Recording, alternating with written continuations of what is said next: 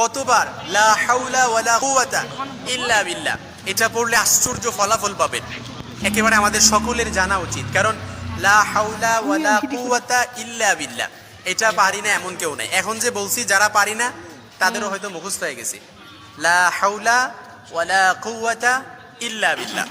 এটা চমৎকার, একেবারে অসংখ্য হাদিসের মধ্যে এই দোয়াটার গুরুত্ব সম্পর্কে আল্লাহ রাসূলুল্লাহ সাল্লাল্লাহু আলাইহি ওয়াসাল্লাম থেকে হাদিস এসেছে।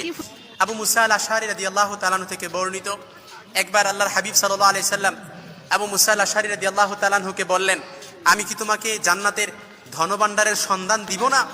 তখন আবু মুসা আল আশআরী রাদিয়াল্লাহু তাআলা আনহু বললেন, অবশ্যই ইয়া রাসূলুল্লাহ। তখন আল্লাহর হাবিব বললেন, লা হাওলা ওয়ালা কুওয়াতা ইল্লা বিল্লাহ, এটি হচ্ছে জান্নাতের ধনভাণ্ডার। সুবহানাল্লাহ, বাড়িতে যায় বললেন, লা হাওলা ওয়ালা কুওয়াতা ইল্লা বিল্লাহ।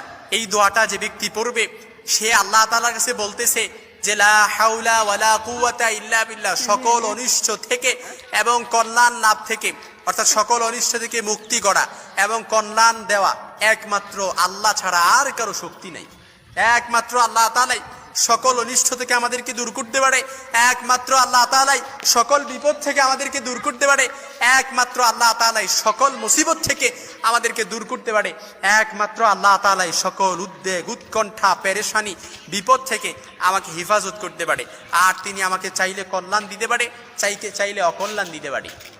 এজন্য বুখারীর বর্ণনা এসেছে, আল্লাহর হাবিব সাল্লাল্লাহু আলাইহি সাল্লাম এক সাহাবীকে বললেন, তুমি অধিক পরিমাণে লা হাওলা ওয়ালা কুওয়াতা ইল্লা বিল্লাহ পড়ো, এটা হচ্ছে জান্নাতের একটা গুপ্তধন।